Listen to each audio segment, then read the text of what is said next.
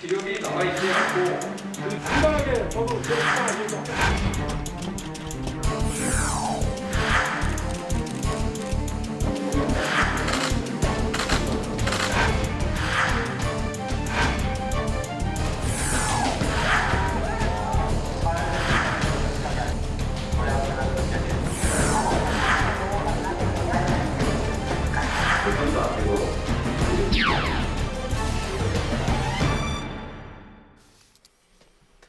네, 이번 시간은 뉴스앤 파워 인터뷰 코너입니다. 윤석열 전 검찰총장의 고발 사주 의혹, 여야의 프레임 전쟁으로 본격 비화하고 있습니다.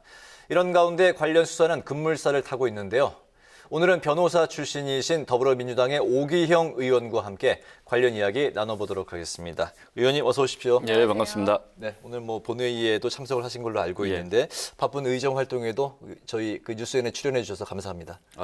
기회 있으면 계속 오겠습니다. 예, 감사합니다. 국민의힘 윤희숙 의원 사퇴안이 오늘 본회의에서 이제 처리가 됐잖아요. 네. 의원님께서도 이제 표결을 하신 걸로 알고 있는데 이제 반면에 이낙연 의원의 사직안 처리는 이제 미뤄진 상황인데 민주당에서는 이낙연 후보의 의원의 이제 사퇴 처리를 두고 좀 딜레마에 빠졌다 이런 이야기가 들립니다. 실제 민주당 분위기는 어떻습니까? 의원직 사퇴 자체는 상당히 신중해야 될 사안입니다. 저는 참 이걸 무겁게 좀 받아들이고 판단을 차분하게 심사숙고해야 한다는 생각을 하고요. 그다음 지금 의원직 사퇴 관련해서는 어느 의원이든 여야 상관없이 그 의원직 사퇴가 갖고 있는 사회적인 그 책임이 있습니다. 그러니까 지금 윤희숙 의원 같으면은 그 본인이 한 말에 대한 책임 때문에 해야 된다. 오늘 이렇게 본회의장에서 자기 설명을 하시더라고요. 그것도 하나의 방법일 수는 있는데 실제 선출직은 지지자, 투표하셨던 국민이 있거든요. 그 국민에 대한 책임이 있기 때문에 그것을 쉽게 사퇴하는 게 맞냐, 저는 그런 좀 의문을 갖고 있습니다. 근데 오늘 보니까 야당 의원들은 이제 당론으로서 그 찬성하는 걸로 이렇게 돼 있었고 저희는 이제 각자 투표하는 걸로 했는데 이제 다수가 그러면 그렇게 사표를 처리하는 게 맞다라는 식의 의견이 다수가 돼가지고 절대 다수로 해서 오늘 된 거죠. 저희들도 지금 이후에도 또 비슷한 그 과정을 겪게 되면 또 그런 판단을 하겠죠. 각자가 이제 그런 기준을 가지고. 그러니까 사람에 따라 의견이 다르지만 아무튼 사태 자체가 미치는 파장, 책임 이건 서로가 다 느낌이 다르다. 그 저는 이제 그건 참 신중해야 된다. 이것을 어떤 정치적으로 어떤 평가로 포장하는 거 참 좋지 않다 이렇게 봅니다. 이낙연 후보의 의원직 사퇴는 생각합니다. 어떻게 당내 분위기가 어떻습니까?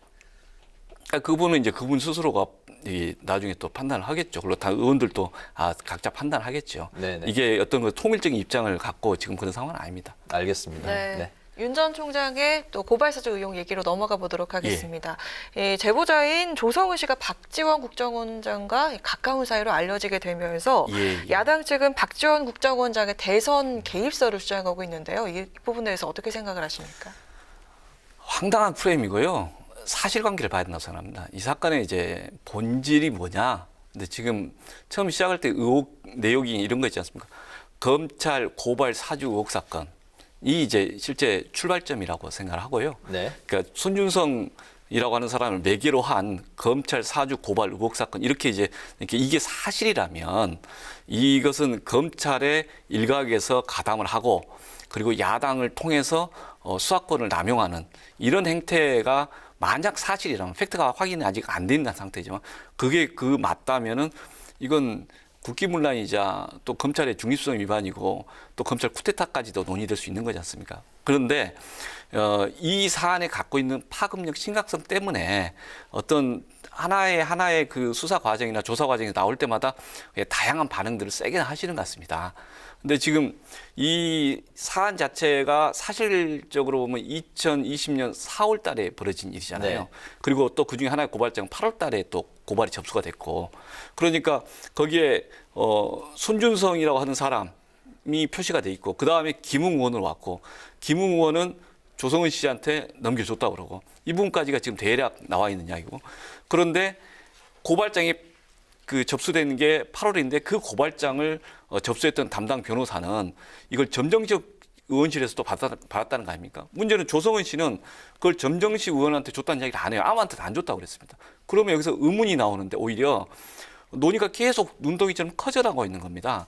즉 누군가는 초안을 썼고 그 초안과 실제 접수된 초안은 비슷하고 네. 그럼 그 과정에서 그러면 도대체 정점식 의원은 누구한테 그걸 받은 거냐.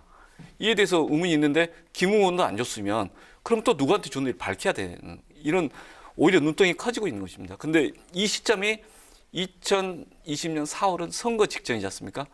그때 박지원 원장은 목포에서 선거운동하고 있었어요. 자기 선거운동하기도 바쁜 그런 시절에서 김원희 민주당 의원이랑 그 당시 네. 아주 격렬하게 선거운동을 하고 있는 상황이기 때문에 이 사안의 출발과 그 과정에 관여한 게 하나도 없는 거죠. 그러다가 지금 이게 보도가 되니까 갑자기 만났으니까 개입다 이렇게 이 말도 안 되는 적반하장의 그런 정치 공세를 하는데 말이 안 되는 이야기고 만약에 조성은 씨가 이준석 대표를 중간에 만났으면 이거 이준석 게이트입니까? 아니면 중간에 혹시라도 뭐 야권 대권 주자 다른 사람을 만났으면 그분 게이트입니까? 지금 누가 이 사람이 누구를 만나냐에 따라서 게이트 하면 한이 없고 다시 원점으로 와야 된다. 근데 그게 검찰 고발 사주 의혹 사건이다. 그리고 이 부분에 대해서는 팩트가 확인되지 않는 부분이 많이 있죠. 그래서 이준석 대표나 많은 사람들이 수사하라고 했지 않습니까? 빨리 수사하라고 있고. 그래서 저도 예상보다는 빨리 갑자기 공수처가 나왔어요. 이게 뭐지 하나 싶을 정도로 조사를 하고 있는데 조사 자체 수사가 이루어지면 협조하면 됩니다. 알겠습니다. 그리고 김웅 의원은 참고인이잖아요. 네네. 그거 와서 왜 압수수색하는데 그걸 방해를 합니까? 그거 공무집행 방해 아닌가요? 알겠습니다. 예. 저희가 이제 지금 질문이 가야 할 길이 많습니다. 예. 예. 그 말씀하신 대로 이제 공수처 말씀하셨는데 공수처와 이제 검찰이 지금 투트랙으로 이제 수사를 진행하고 있지 않습니까? 의원님이 이제 변호사시기 때문에 그 과정에 대해서 프로세싱에 대해서 굉장히 이제 잘 알고 계실 텐데 이 투트랙 수사가 앞으로 이제 어떻게 진행될지 궁금하고요. 또 핵심 당사자들한테는 어떤 혐의가 적용될지 한번 전망해 주실까요? 이걸 이 팩트를 모르는데 전망을 하는 것은 거의 점쟁이 수준에서 하는 거거든요. 그러니까 제가 어떤 걸 전망하는 것 자체가 매우 제한적인 한계가 있는 발언일 수밖에 없다 이렇게 말씀드리고 네. 지금 현재 수사기관은 공수처, 대검, 경찰이 있지 않습니까? 그런데 지금 언론에서 이야기되는 한 4가지, 5가지 법 위반 것이 있는데 네. 그중에 직접 현직 검사의 직권남용 또는 이제 그 공무상 비밀 누설 요건 공수처에서 지금 조사를 하고 있는 거고요.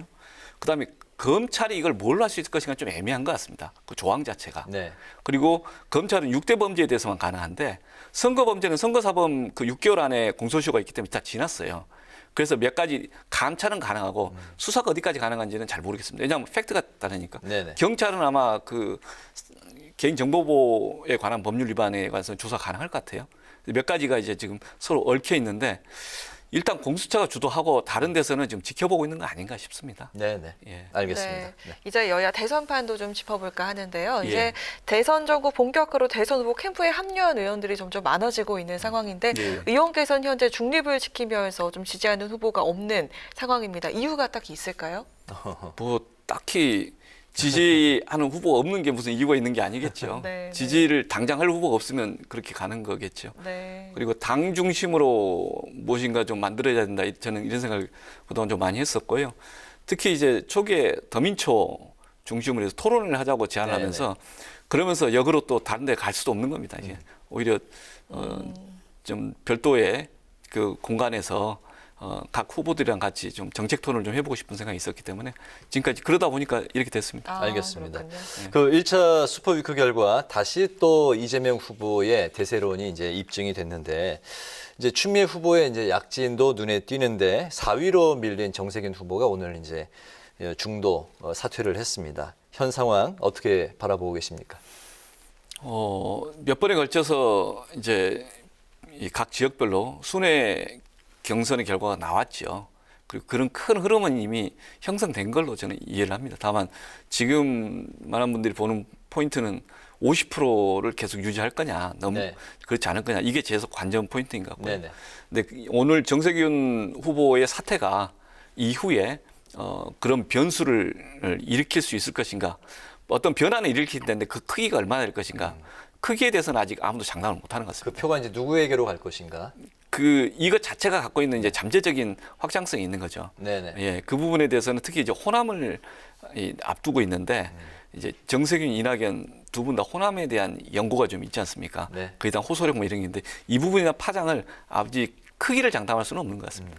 아, 네, 또 이낙연 네. 후보를 보이지 않게 좀 밀어줄 수도 있다. 그렇게 이제 해석이 될 수도 있을 것 같아요. 그 본인은 지금 누구 후보를 지지한다고 이야기를 하지 네네. 않았기 때문에 그건 잘 모르겠고요. 다만 이제 그 지역에 있는 분들이 보셨을 때 네. 유권자들이 봤을 때 좀 누구를 할 것인가는 고민을 좀 더 하게 하는 그런 화두를 주는 것 같아요. 알겠습니다. 네. 아까도 말씀하셨지만 더민초에서 대선 후보들 초청해서 토크쇼를 열었을 때 또 후보 예. 검증을 하셨잖아요. 예, 예. 좀 인상적이었던 부분 그리고 또 후기 그리고 염두에 둔 후보가 있으시다면 좀 저희한테 살짝 알려주시죠. 저는 그 6분의 후보들을 다 초청해서 좀 더 얼굴 좀 붉히면서라도 네. 치열하게 논쟁했으면 싶었습니다. 그런데 막상 저희가 한 1시간 10분 내지 1시간 20분 정도 했는데 한 30분 정도는 편하게 본인 설명하게 하고 네. 그다음 나머지를 세게 했습니까? 한 7분씩 좀 하면서 네. 몇 가지 약간 겹쳐서 했는데 그 시간이 좀 너무 적더라고요. 짧아가지고 네. 치열한 논쟁을 할 수 있지 못하고 몇 가지 문제 제기하다가 그냥 끝나버리는 수준에서 좀 기획에서 저희들이 반성을 좀 많이 했고요. 후보들에 따라서는 개별적으로 그 공통 질의를 좀 했었습니다. 그러니까 이재명 그 부회장 가석방 찬성하냐 네네. 또는 취업 제한이라고 하는 것이 걸려 있는데 그걸 풀자라는 의견인데 찬성하냐. 저는 이제 6분의 후보들 중에 4분 하는데 참여를 했었는데 그런 걸 일부러 좀 저희들이 다 물어봤었습니다. 네. 그래서 그 의견이 좀 더 이게 사회적으로 좀 회자가 됐던 것들은 좀 의미가 있었다고 보고요. 그 외에는 저희가 네거티브보다는 포지티브로 미래 비전을 제시하느냐, 네. 국가적 아젠다를 고민하고 있는 거냐, 이제 이런 문제 제기를 좀 하고 싶은 거죠. 그러면 후보자들이 그런 고민해서 이야기를 하고 설득하고 내지는 거기에 대한 논쟁 과정에서 보완을 좀 할 기회를 당내에서 가져야 되는 거 아닌가. 네네. 이런 생각이 좀 컸기 때문에 그런 과정으로서는 좀 활용이 됐다고 생각합니다. 당시 토크쇼에서 뭐 후보들 중에 뭐 그 좀 잘했다, 점수가 가장 뭐 눈에 띄게 어떤 부분이 그렇게 좀 평가할 만한 기억되는 후보가 있을까요? 처음에 박용진 의원이랑은 좀 세게 했습니다. 근데 그 다음부터는 그렇게 세게 안 해서 박용진 의원이 좀 불만이 있을 것 같습니다. 알겠습니다. 언론중재법 관련해서 질문 드리겠습니다. 예, 예. 민주당이 언론중재법 이제 강행 처리 분위기에 의원님이 이제 반기를 드신 바가 있는데 언론중재법 관련해서 이제 8인 협의체가 완성이 됐지만 과연 이게 또 합의가 잘 될 수 있을지는 이제 지켜봐야 될 것 같은데 이 합의 방향이 결국 이제 어떻게 진행이 되어야 어떤 분위기에서 진행이 되어야 될 걸로 생각을 하십니까? 일단 언론중재법에 대해서 반기 들었다는 건 좀 말이 이상하고요. 강행 모드에 대해서. 아니요, 지금 언론중재법과 관련돼서 그 포인트 초점이 되는 것 중에 하나가 이제 징벌배상이지 않습니까? 네.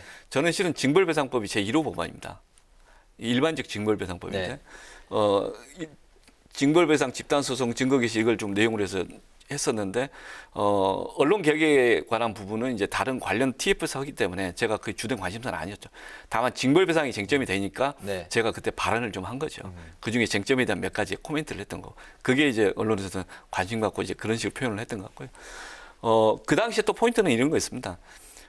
언론 개혁이든 검찰 개혁이든 우리가 많은 분들이 지지하에서 할 필요가 있지 않습니까? 근데 제가 생각하기에 이제 개혁블록이라고 생각하는 시민단체나 많은 그 여러 그룹에서 이야기하는 것들이 좀 멈춰라, 좀 생각 좀 해보자 이런 이야기를 좀 들어달라라는 요구도 있었기 때문에 제가 보기에는 이분들까지는 좀 이미 동의했을 것 같은데 또는 저랑 토론을 할 때는 찬성했던 분이 공개적으로 그런 발언을 하지 좀 놀랬습니다. 이거 네. 뭐 이게 몇몇 단체가 그래서 그 시점에서 그러면은 좀 더 소통을 좀 하고 하면 좋겠다라는 이야기를 한 거죠. 그다음 결과적으로 이제 한 달 정도 연기를 한 거고 네네. 8인 협의체가 만들어졌는데 지금까지 많은 그 언론단체나 또는 이제 그 시민단체에서 하는 이야기 중에서는 이 언론중재법 말고 그것들도 논의할 수 있는데 좀 몇 가지 추가해서 해달라. 그래서 방송 지배구조 개혁에 관한 문제, 그다음에 사실 적시 명예훼손죄를 좀 없애달라. 이게 징벌배상과 동전의 양면이기도 하니까. 네. 그다음 신문법상에 기자들이 취재하면 취재한 것에 대해서 누구 것을 카피했는지 붙여쓰기 할 때 어느 언론사에 누구 기자 그 기사를 좀 인용해서 한 거다라고 표시를 해달라. 이런 내용들이 있습니다. 포털 규제법. 이 관련 4개 정도의 그 규제, 아니, 관련 제도가 있는데 같이 논의했으면 좋겠다라는 제안이 있었고 그것을 8인 협의에서 같이 이야기했으면 좋겠다라고 하는 게 민주당 입장이죠. 근데 국민의힘 쪽에서는 됐고 언론 중재뿐만 이야기하자. 그중에 이거 토론하자. 이렇게 돼 있어서 저는 이 지점에 대해서는 사회적 문제가 필요하다고 생각했고요.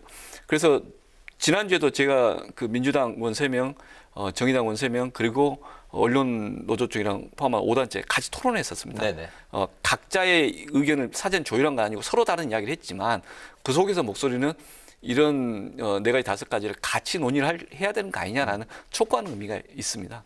그리고 그런 이야기가 좀 받아줬으면 좋겠는데 잘 모르겠습니다. 여전히 지금 서로가 긴장관계가 있어서 매일 오후에 계속 양측이 만나서 협상을 하고 있는 걸로 알고 있습니다. 논의 결과는 좀 지켜봐야 되겠습니다. 처리 시한까지 이제 딱 이제 2주일 남았네요. 지켜봐야 될 것 같습니다. 예, 해야 될 것 같습니다. 네, 이제 마지막 질문인데요. 예. 앞으로 의정활동 계획과 목표 한 말씀 들어보겠습니다.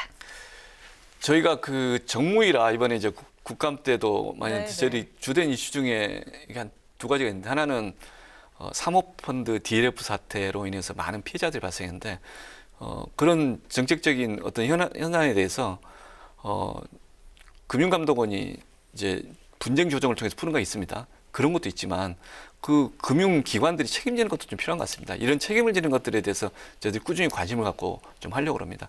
금융감독원도 마찬가지고요. 예. 네, 알겠습니다. 오늘 그 뉴스앤파워 인터뷰는 이제 마쳐야 될 시간이 됐습니다. 보통 때보다 이제 시간이 좀 이제 넘쳤는데요.